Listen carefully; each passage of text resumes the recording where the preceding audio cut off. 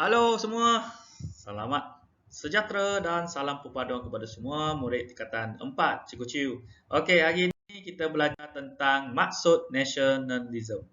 Anda dah tahu apa maksud nationalism? Nationalism ni kamu ingat love, Love ni indeks kamu, hari ni indeks nationalism. I love our negara, We love negara, I love negara, Semangat cinta akan negara. So indeks tolong tulis pada hari ini. Okey, so maksud nationalism ni kamu kena betul-betul faham. Kalau anda tak faham memang susah nak belajar sejarah sebab inilah nadi jantung sebab apa kita belajar sejarah. Okey, jom. Nationalism ini bermaksud you should know that perasaan cinta yang mendalam terhadap bangsa dan negara. So bangsa is orang, negara is rumah lah, ingat rumah saja. So kita ni kena hidup bersatu padu dan jaga negara kita, yang dipanggil nationalism. So nationalism ini dapat diartikan semangat kebangsaan yang menjelaskan sikap pendekatan yang berkaitan dengan perjuangan menentang penjajahan.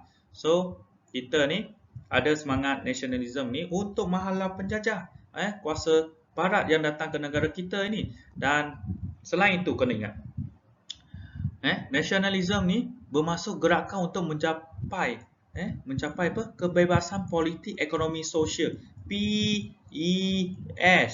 Bukan saja sayang negara kita untuk halau orang barat, tetapi pada masa yang sama juga untuk memastikan kebebasan politik, ekonomi, sosial, and then daripada penguasaan orang asing. So tak ada PES, negara kita tidak akan stabil.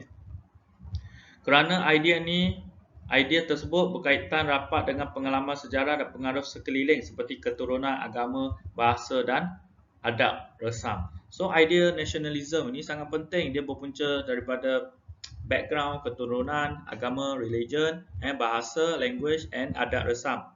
Adab yang secara turun-temurun. So kita tengok tokoh, pandangan tokoh pula. So pendapat tokoh. Beberapa orang tokoh dan sejarawan telah memberikan taksiran. Taksiran itu pendapat dia berkaitan dengan nationalism mengikut pandangan mereka. Okey, jom kita tengok satu persatu. Okey, yang pertama, Hans Kopf. Nationalism merupakan satu gerakan, meletakkan kesetiaan seseorang hanya kepada negara dan bangsanya. So orang itu buat satu gerakan dalam kumpulan untuk meletakkan kepentingan negara melebihi kepentingan individu. So yang ini yang dimasukkan oleh Hans Kopf. And kemudian Profesor William R. Roth. So apa yang dimasukkan? Kebangkitan nasionalisme Melayu lebih kepada kesedaran, dan ketegasan diri. Kita kena tegas. Kalau kita tak ada pendirian yang tegas, maka kita tak boleh buat sesuatu perkara. So kita lihat apa yang terjadi sebelum Perang Dunia Kedua ni. Sebelum Perang Dunia Kedua ini, dia ada nasionalisme Melayu dan ketegasan diri pada dekad terakhir sebelum Perang Dunia Kedua ini. So hal ini disebabkan oleh ancaman terhadap hak kepentingan orang Melayu, serta faktor ekonomi. So nasionalisme ini juga muncul akibat daripada kebimbangan masyarakat terhadap sekularisme dan imperialisme barat yang melanda tanah Melayu. So di sini orang Melayu sudah takut, dia kena buat satu gerakan nasionalisme untuk pastikan politik ekonomi mereka stabil, di mana dia ingin mempertahankan agama Islam, sebab agama barat sudah bertapak di tanah Melayu, di alam Melayu. Okey, itu Profesor William. Ingat kesedaran dan ketegasan diri orang Melayu. Nombor 3, Datuk Onn Jaafar. Datuk Onn Jaafar, apa beliau kata? So kita hendak menzahirkan suatu bangsa yang lebih tegak dan kuat boleh berdiri di atas kaki sendiri ataupun tapak kaki kita sendiri dan mengambil tempat kita sebenarnya di sisi bangsa-bangsa lain, tegap dan bersatu. So the keyword ialah boleh berdiri di atas tapak kaki sendiri dan bersatu. Itu Datuk On Jaafar. Kemudian kita tengok kepada Dr. Burhanuddin Al-Helmi. Apa yang dimaksudkan? Perjuangan menentang penjajahan hendaklah ada satu persatuan. Kita nak menentang penjajahan ni, kita kena wujudkan persatuan dan perpaduan yang kuat. Kalau tak ada kedua-dua ini, maka misi untuk menentang penjajahan ini, tidak akan berhasil. Yang juga dikenali sebagai National Front.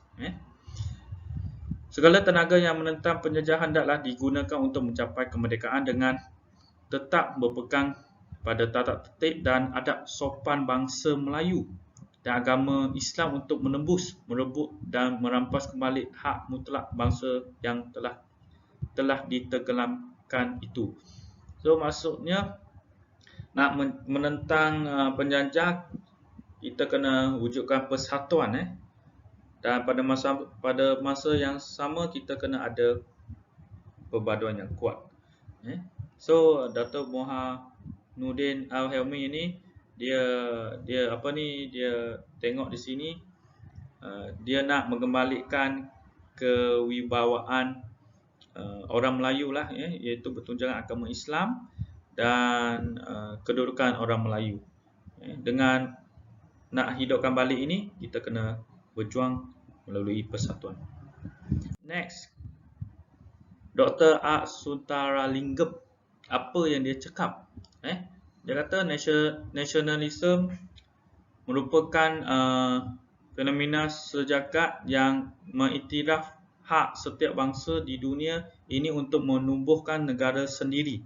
Mengiktiraf hak bangsa di dunia ini untuk menumbuhkan negara sendiri dan memindahkan kedaulatan kepada rakyat. So rakyat yang bertanggungjawab untuk memastikan negara kita sama ada berdaulat pada masa yang sama bebas merdeka daripada kuasa asing. So untuk mengiktiraf hak setiap bangsa itu di dunia ini untuk menumbuhkan negara sendiri, itu penting yang diutarakan oleh Dr. A. Sundaralingam. Okay, next, Profesor Datuk Zainal Abidin Abdul Wahid. So, apa yang dia cakap? Nasionalisme Melayu bukanlah gejala baru hasil penggabungan tanah Melayu oleh British. Tetapi nasionalisme Melayu ini telah wujud sejak zaman Kesultanan Melayu Melaka lagi. Kesetiaan kepada raja merupakan ciri nasionalisme Melayu ketika itu dan orang Melayu berpegang pada faham kebangsaan yang bersifat ketanah Melayuan. Bermaksudnya di sini bukan saja British menggabungkan tanah Melayu itu, menimbulnya semangat kebangsaan, tetapi telah wujud pada zaman Kesultanan Melayu Melaka lagi, di mana kita boleh lihat kesetiaan kepada raja merupakan ciri nasionalisme Melayu. Yang ini diutarakan oleh Profesor Datuk Zainal Abidin Abdul Wahid. Okey, Profesor Emeritus Tan Sri Dr. Khoo Kah Kim. Dalam konteks Melayu sebelum merdeka, nasionalisme digunakan untuk merujuk perjuangan orang Melayu bagi mendapatkan kembali kedudukan unggul dalam negara sendiri. So bermaksudnya dalam konteks Melayu sebelum merdeka ini, semangat nasionalisme ini dia rujuk orang Melayu ni, dia nak dapatkan kembali kedudukan dia supaya kedudukan mereka tidak dicerobohi oleh kaum yang lain ataupun kuasa barat yang lain. Okey, so kita dah tengok pendapat tokoh itu.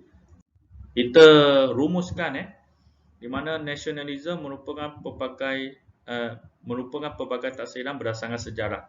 So tengok di sini corak perjuangan dan karisma pemimpin mendukung perjuangan.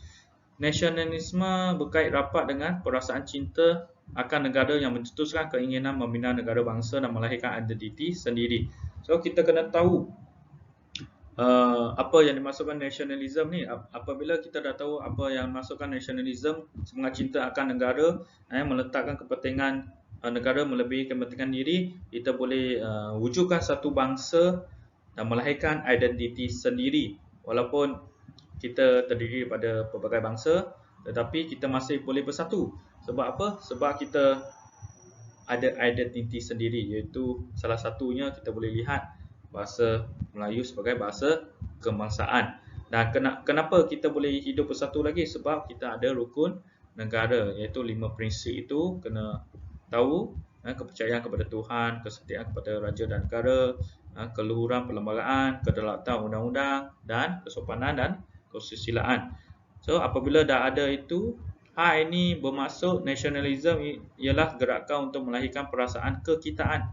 Perasaan kekitaan dengan menggunakan persamaan kebudayaan, pengalaman sejarah yang bertujuan membebaskan bangsa negara daripada penjajah. Gerakan ini merujuk matlamat yang sama, iaitu membina bangsa yang bersatu dan negara yang berdaulat. Membina bangsa yang bersatu itu orang, rakyat yang bersatu padu dan negara yang merdeka. Kalau tak ada nasionalisme ini, kita tak akan bersatu dan tak akan jaga negara kita. So itulah kita dapat rumuskan. Yang penting kita kena tahu apa pendapat tokoh yang berkaitan dengan nasionalisme. Okey.